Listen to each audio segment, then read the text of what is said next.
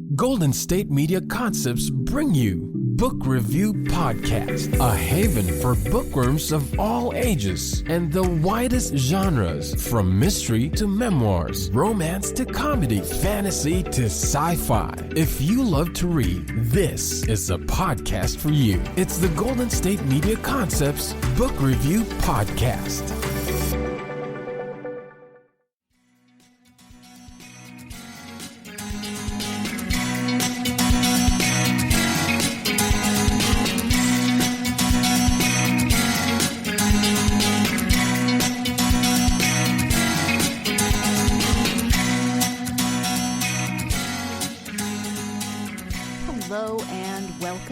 GSMC Book Review Podcast, brought to you by the GSMC Podcast Network. I am your host, Sarah, and as always, I am happy to be with you on this Tuesday for another author interview. First of all, I will say happy Thanksgiving week. We are getting very close to Turkey Day, and you know, like so many other things, Thanksgiving is probably going to be a little different for many of us than it has been in years past. I actually really love Thanksgiving. I love Christmas as well, but I'm not one that likes to jump directly from Halloween to Christmas and ignore Thanksgiving. I really love Thanksgiving. I do acknowledge and recognize that the history of Thanksgiving is problematic. I'm not terribly thrilled with a lot of the history there. I much prefer what Thanksgiving has kind of turned into, which is, time to spend with family and friends, a time to focus on what we are grateful for, the blessings that we have in our life.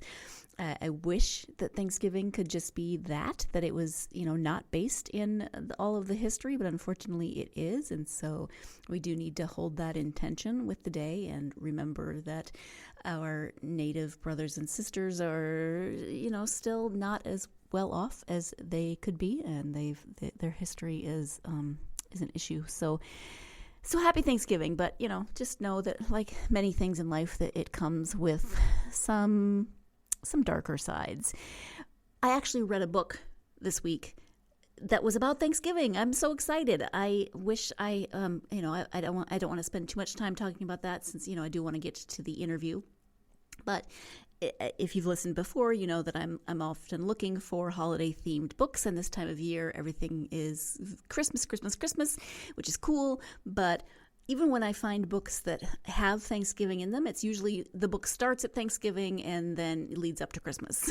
And there's nothing wrong with that. But, if I want to read a book around Thanksgiving that's set at Thanksgiving, that's what I'm looking for. And this book actually was. The entire book took place on the day after Thanksgiving, actually, but it was a quilting group, and they got together and they had their own celebration, and they did a kind of ritual of sharing what they were grateful for. And I've talked about this series before. It's the Elm Creek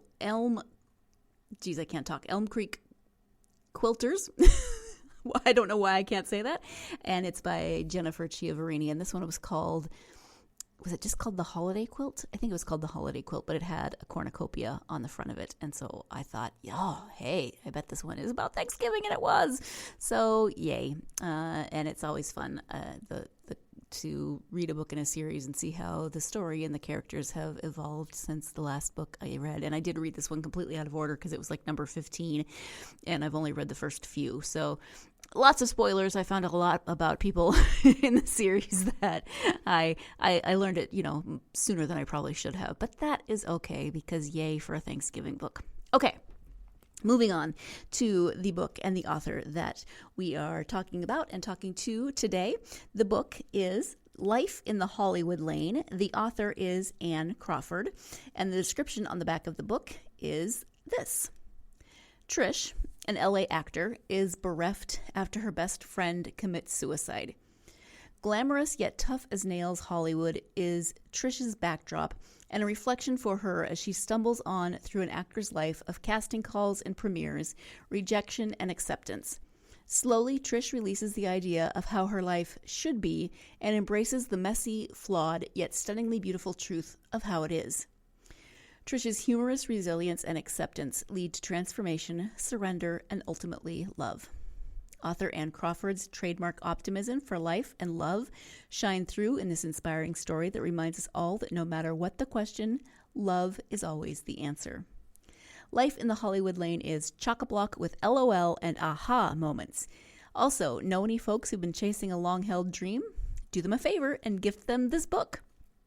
So that is the blurb on the back of the book, and a couple of things just from that blurb. First of all, massive points for using the word chock-a-block in the blurb. Love it.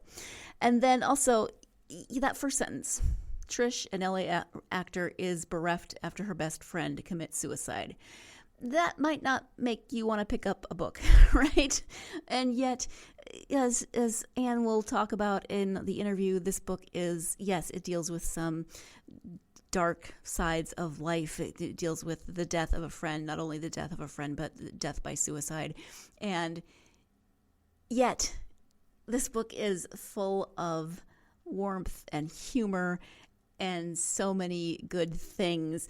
The writing style sounds like the voice in my head sometimes, when the voice in my head is just going off on a tangent. Trish is, Trish talks like we talk. When you tell a story, you don't just tell a story. Most people don't just tell a story and say, okay, so this happened, this happened, this happened, this happened, this happened, this perfectly consecutive events, perfectly chronological order, right? You start off a story, and something in that story reminds you of something that happened 10 years ago, but it's relevant. And so you talk about that, and then you come around and talk about something else. That's how this story is, and I might not be describing it correctly because it is well written, and it doesn't feel like you're reading this like meandering random tale told by your inside voice. Man, that's a backwards compliment. It's not meant to be a backhanded compliment. It's well written, it's fun, it's engaging. I just like the way that Trish's voice is throughout the book. I'm going to shut up now and let Anne talk about the book because I'm just painting myself into a corner. Let's turn now to the interview with Ann Crawford. And again, the book is called Life in the Hollywood Lane. Hi, Ann. Welcome to the podcast. Hi, thank you so much for having me. I am glad to have you here, and we are here to talk about your book, Life in the Hollywood Lane. Before we get to the book, though, if you could start by sharing a little bit about yourself, that would be wonderful. Sure. Well, I live in Colorado. I've lived all over, though. I've lived in every continental time zone. I grew up on the East Coast, lived on the West Coast. I met my husband on eHarmony and moved to Kansas for him, and he happened to have 2 teenagers at the time. And then we moved to Colorado 11 years ago, so loving it here. And we travel a lot when there's not a pandemic going on. And I've been writing since I could hold a pencil at age 3. Oh, wow. That's my true love. Nice. Do you have snow yet in Colorado? No, we've had a few snowfalls, but it didn't stick around very long. Yeah. So, as I mentioned, the book is called Life in the Hollywood Lane. Can you give an overview of the story? Sure. I worked in talent management a bunch of years ago, and where we submitted our actors for auditions for movies and TV shows, and it was career-making things, a lot of them. And one of our actors committed suicide, and she was so beautiful, so talented, funny, smart, it was a shock to everybody. And over the next couple of years, her story came to me, and I wanted her to be the heroine of her story, no matter how her journey ended. And so that's where the idea came from. And working in talent management, our actors, they worked so hard. Auditions, classes, working out, speech, things, everything you could imagine. They were just devoted to their craft, and they'd go to audition after audition and most of the time they'd get a no, but they kept hanging in there. And I loved them so much, and I wanted to honor that journey that we don't really hear about too much. We just hear about the movie stars who make it look like it was so easy, but it wasn't. So Life in the Hollywood Lane is about Trish, who's an actor in LA, does the audition thing over and over and over. And her bestie, Cindy, is the one who committed suicide. And Trish just wonders if they were roommates, and she wonders if there was anything she could have done, anything she could have said. Hollywood is really, for women, it's tough when you get over 40. And Cindy killed herself the night before her 40th birthday. And so it's really sad and poignant and touching. It's about Trish's journey of grief, but it's also really funny. And that's, all my books are like that, really deep and really funny. Kind of like life. Exactly. Yeah, and I wanted to ask you about that because, that is like life.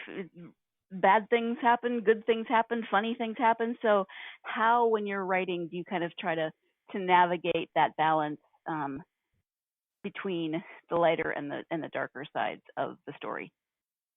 Well, someone whose opinion I really respect wrote to me not too long ago, and she said, your use of humor is majestic. The way you use it to get in subtle and deep points, to drive a point home, to let a reader sit with the pain that someone's going through, and then lightly bring them out of it, it makes the point that much more taken, I guess, is how she meant. And so I that was a very high compliment. But it is kind of like life. I remember the night my mom died, I was 17, and my dad came home from the hospital, and my sister and he and I stayed up until about 2 or 3 in the morning laughing, telling jokes in the kitchen. I mean, it's what we do as humans. We laugh through these really rough times, and we go back and forth. I remember after 9/11, I heard some comedians say that they really wished that they had taken another career path, like that they were first responders. And I thought, oh my goodness, no, not you. We need to laugh now more than ever. And now in this pandemic and with all this craziness going on, we definitely need to laugh more than ever now too. So that's what I give, laughing and deep depths. Deep depths. Okay. I like it. Deep depths. Points for alliteration. We're going to go ahead and take a break, and when we come back, we'll be talking more about Trish as the main character of the book Life in the Hollywood Lane. So stay tuned. You're listening to the GSMC Book Review Podcast, and I will be right back. Are you tired of the same old news? Are you sick of the seemingly endless political spin and negativity? The GSMC America Still Beautiful podcast is a weekly news podcast covering all the top positive and uplifting news stories. We cover stories that will inspire, uplift, and remind you of the good in the world. Tune into the Golden State Media Concepts America Still Beautiful podcast to get all the great and positive news stories of today. Download the GSMC America Still Beautiful podcast on iTunes, Stitcher, SoundCloud, Google Play, or anywhere you find podcasts. Just type GSMC in the search bar.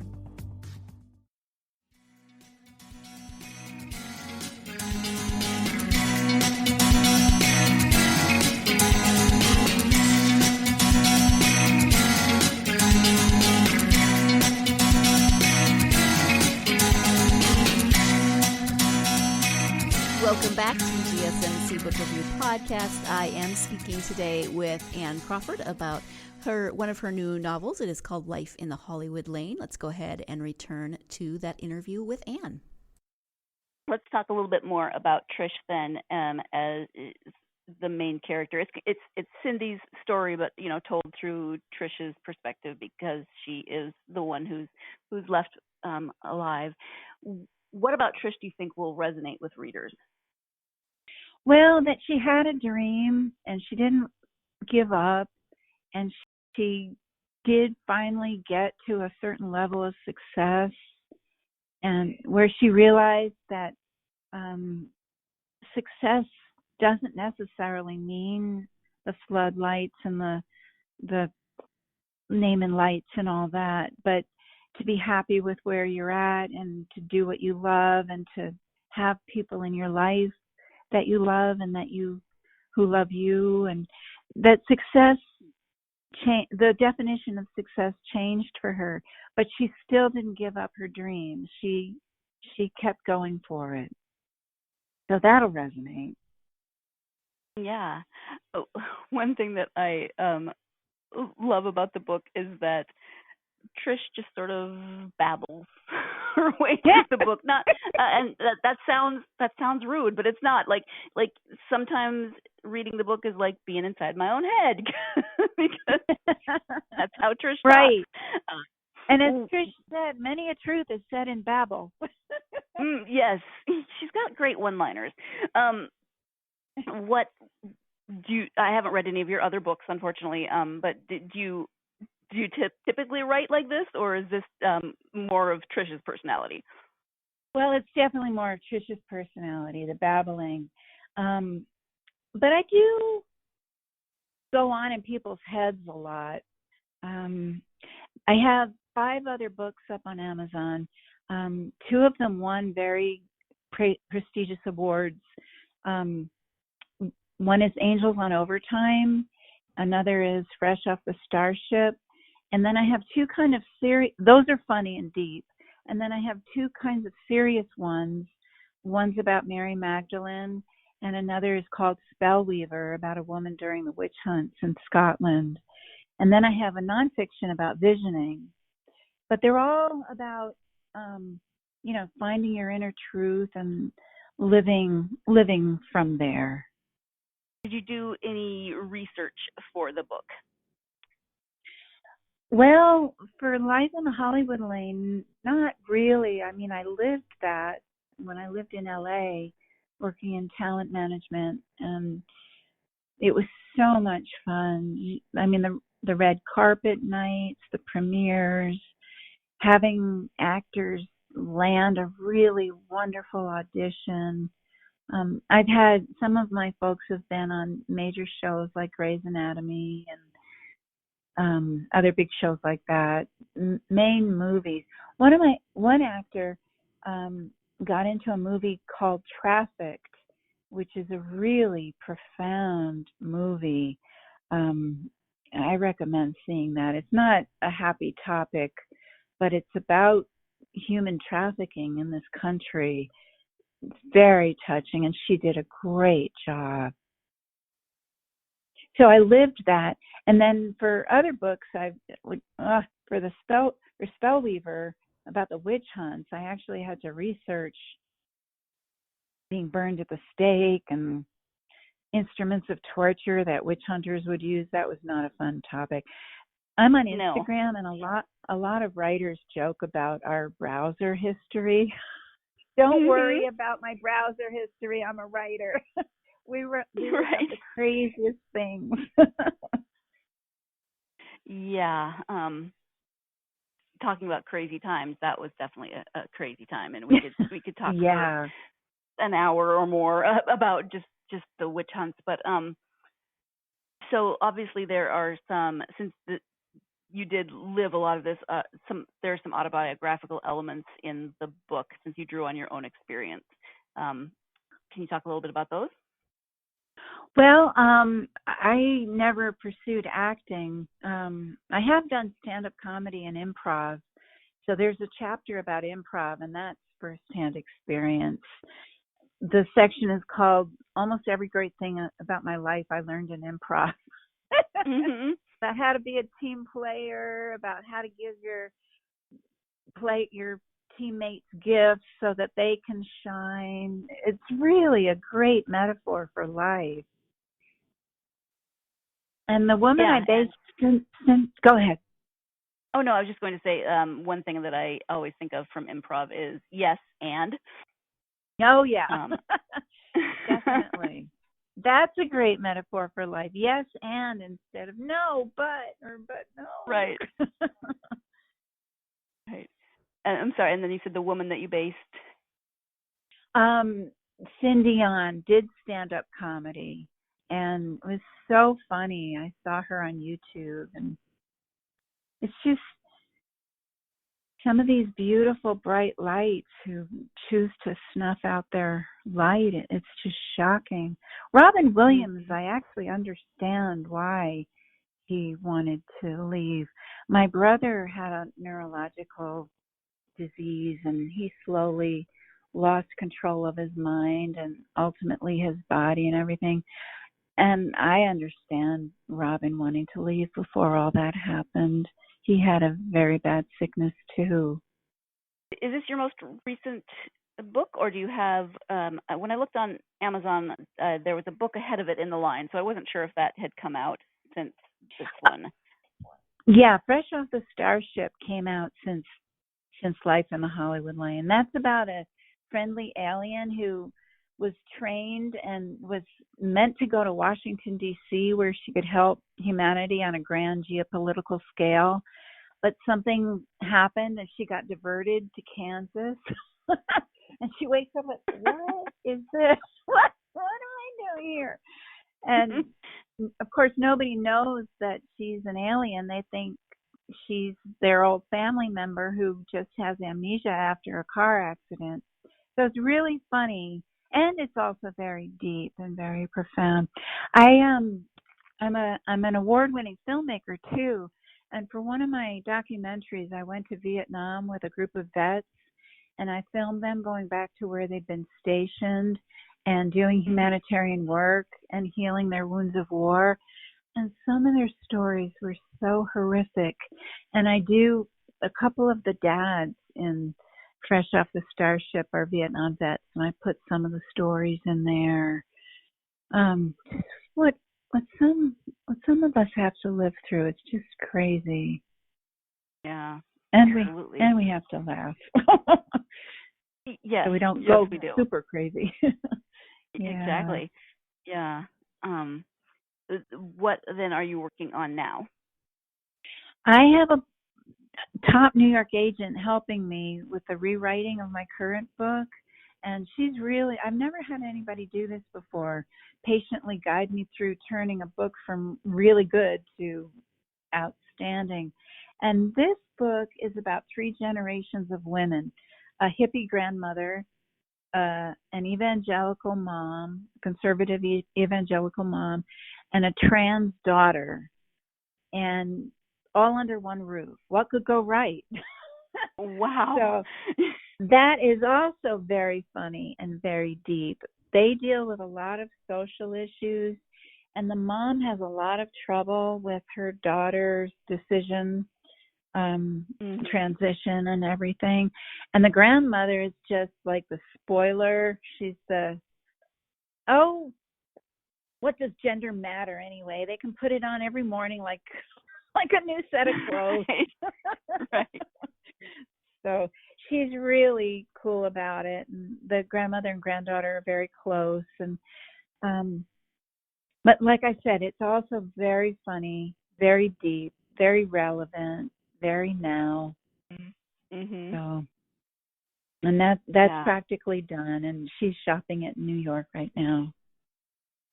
Wonderful. Yeah, I like your sentence of what could go right. I mean, Right. I can only imagine the tension in that family. Right. Yeah. And I do have people. Go ahead. Mm-hmm. Go ahead. I do have people in the inner circle of my life, like all 3 of them, hippies, evangelicals, and trans people. So I've had myriad conversations with all of them. So it's a lot of it is based on what's really happened, or true stories, fictionalized and put into fictional characters. And the other thing about this book is a lot of people around trans people could be really confused and befuddled. And my book is kind of a primer to help them, and it gives them the potential to be allies instead of being so confused. Mhm. And it also has just the fact that it has a trans person in it, representation matters, and for people to see themselves in a novel, just a novel about family is really, really great. Right, true. Yeah, great point. I love books about family, and I love books that have characters that give representation to people who don't often see themselves in books, and especially in books as just, a person, because that is what we all are, and we need to see ourselves as people, as family, as, characters represented in the books that we love. So I love that.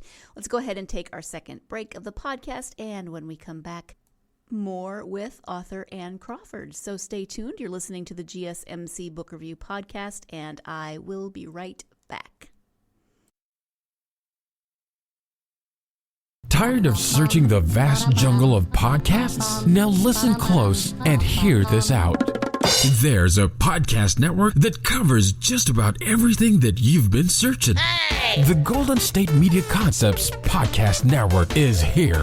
Nothing less than a podcast bliss with endless hours of podcast coverage.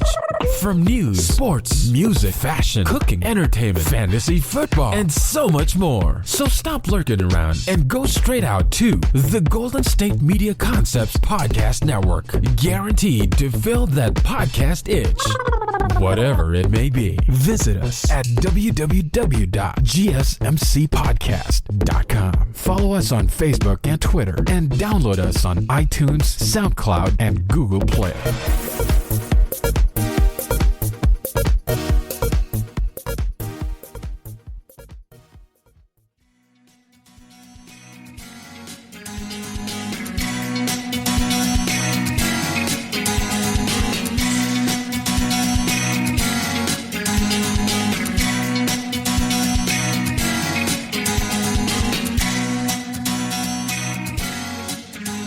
Welcome back to the conclusion of my interview with author Ann Crawford. We started talking about her book, Life in the Hollywood Lane. We've talked about some of her other books, and we were just speaking about the book that she is currently working on. So let's go ahead and get back to the interview with Ann. You mentioned earlier that you've been writing since you were 3 and could hold a pencil, so it's obviously something you've always wanted to do. How did that evolve throughout your life? I mean, you are a filmmaker, so I would imagine you've written in various capacities throughout your life. How did it end up for you writing books for publication? Well, I want to say when I was 3, when I was really young, my mom was so sick my whole childhood. And the times she would read to me were very special times. And so books always held this magic for me of warmth and love. And I've always wanted to carry that magic to other people. And it's kind of interesting. I never ended up writing children's books, but I just always knew I'd be a writer. And in my 20s, that's when I started my first book, and I got an agent right away. And she said, "I can't believe this is your first book. I'm going to sell it this summer." Well, that didn't happen. But I ended up writing other books, and one did get published. And then Amazon came along, and you could self-publish. So I put them all up myself. And then this current one will be traditionally published through a big publishing house. So that'll be a fun experience. Yeah, which means that you have a very good knowledge of, both self-publication and more traditional publishing routes. So from your experience, do you have advice for aspiring authors? Absolutely. The main thing is if it's yours to do, it'll get done. I have a friend who is writing a book, and she was just filled with angst, and she's a therapist. She's a very gifted therapist, and she just had it in her head that this was what she was supposed to do too. Well, maybe she will sometime, but if it's yours to do, it'll get done. And if it has your name on it, like writing a book, but you're procrastinating. I mean, the main advice is what somebody said, the seat of the pants to the seat of the chair. Just show up every day at an appointed hour. That makes it the easiest, I think. If you show up at the same time every day, even if it's for 10 minutes, even if it's that, if that's all somebody can fit in a very busy schedule, after a while it becomes like Pavlov's dog. You sit down at like 8 o'clock or whenever it is, and it happens. And if it doesn't happen, you can do research like instruments of torture in the late 1500s, or read or book. How do I hide a body? Yeah, really.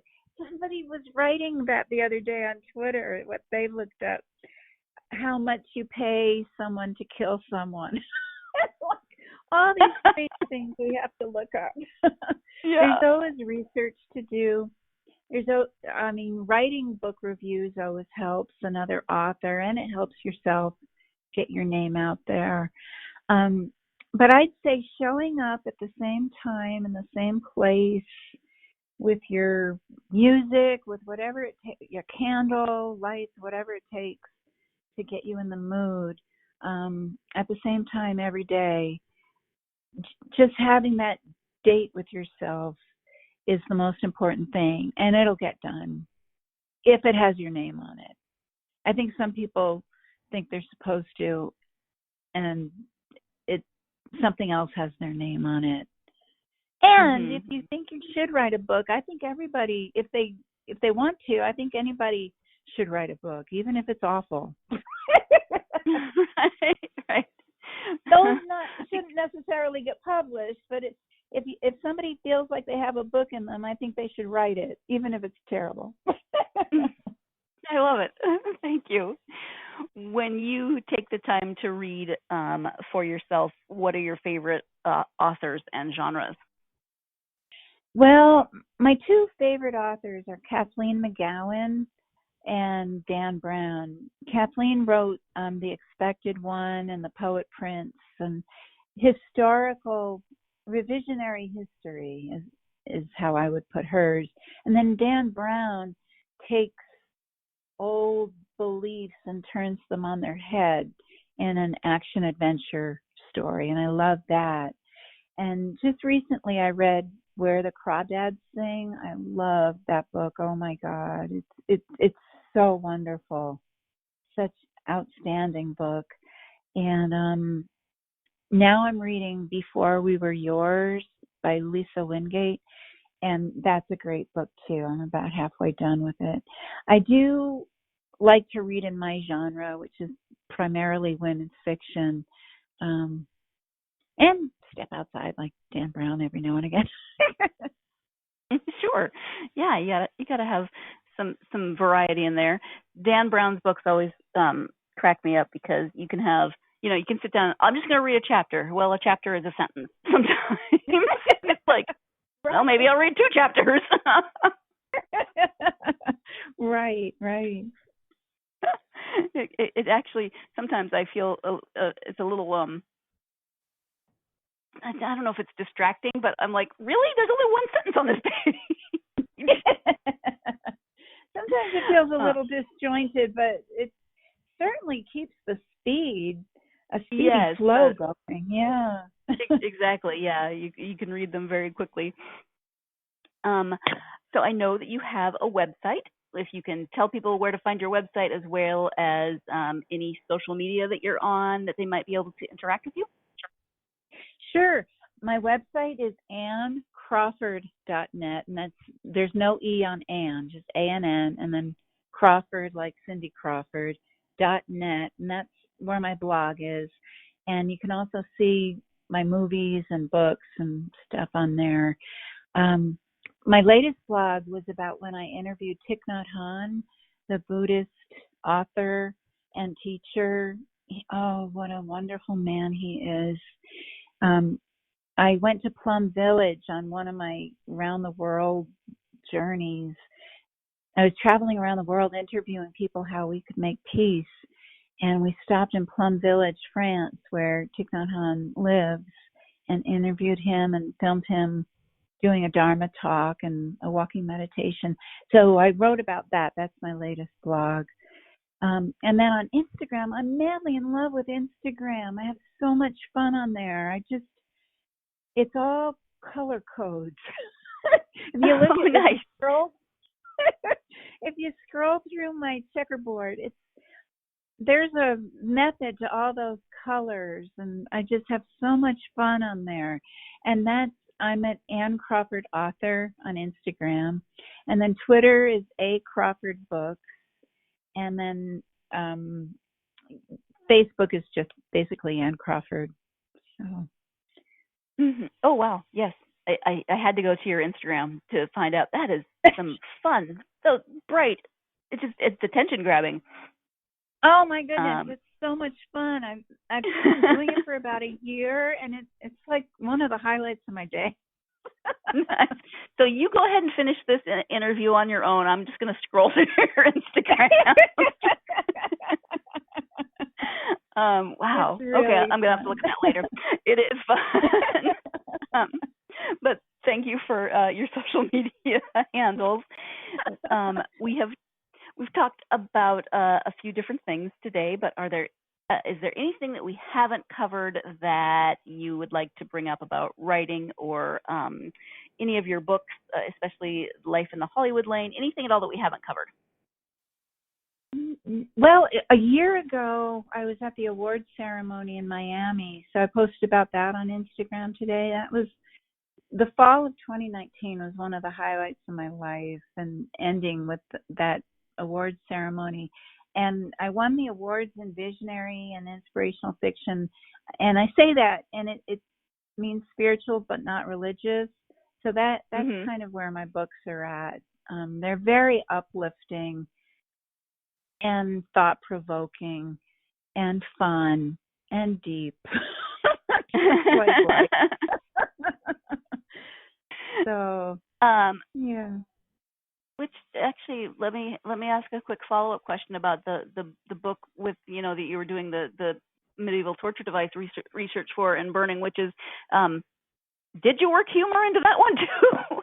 I did. There actually is some humor, and there's a lot of light. I try to shine as much light in dark places as I can.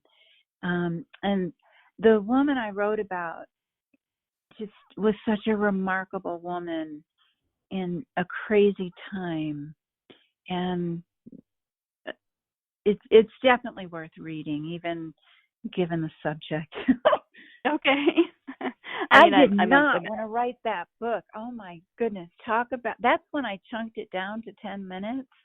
I didn't want to finish it, but she wouldn't leave me alone. That's another thing authors often talk about, all these characters showing up and like having conversations with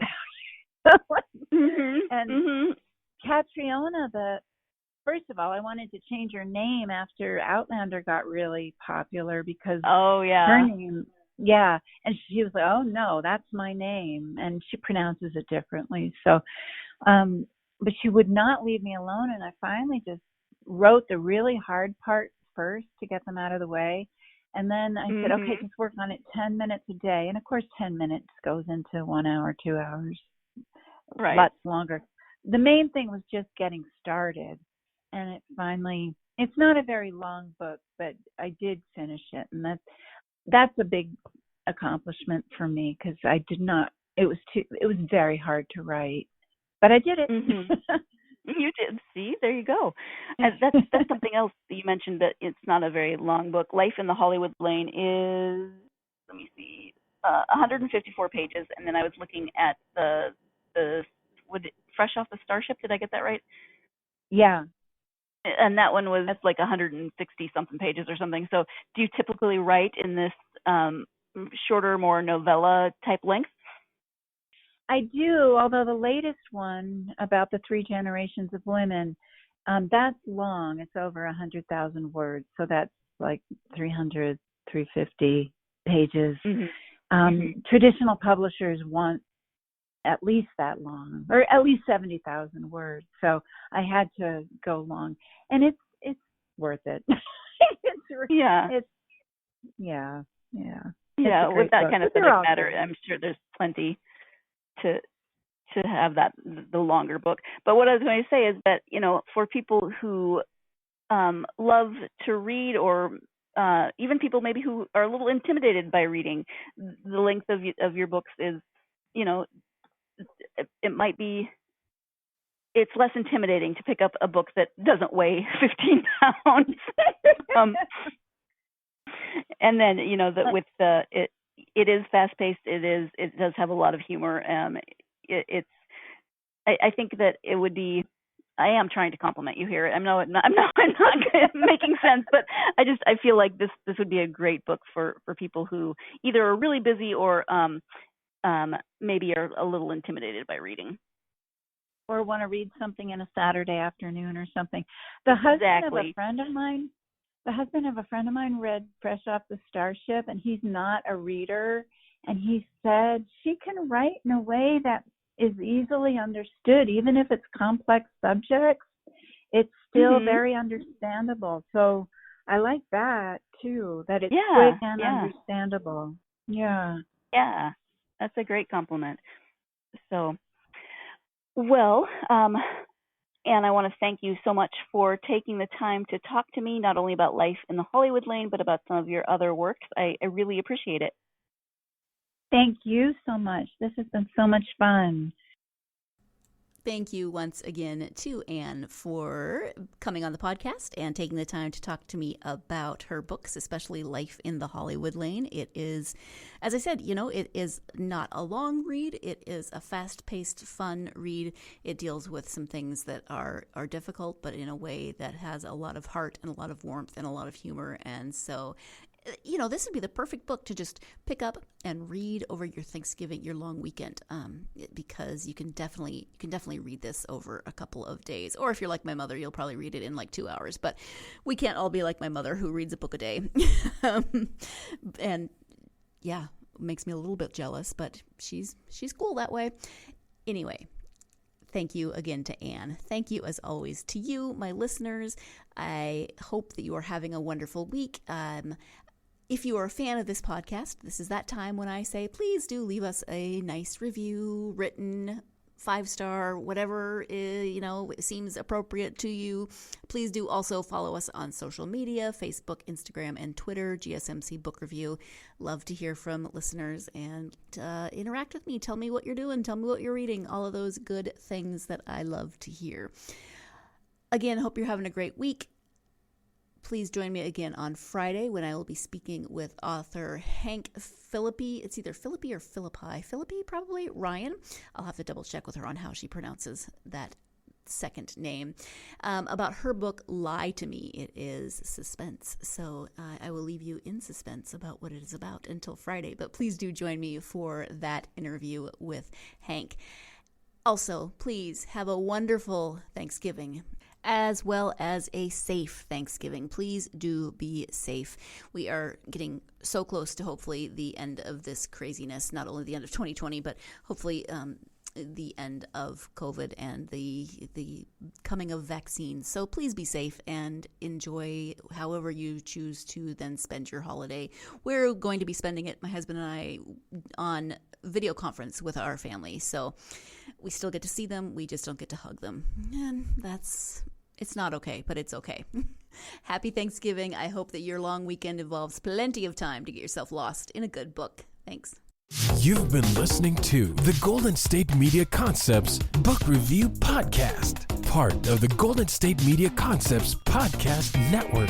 You can find this show and others like it at www.gsmcpodcast.com. Download our podcast on iTunes, Stitcher, SoundCloud, and Google Play. Just type in GSMC to find all the shows from the Golden State Media Concepts Podcast Network, from movies to music, from sports to entertainment, and even weird news. You can also follow us on Twitter and on Facebook. Thank you, and we hope you have enjoyed today's program.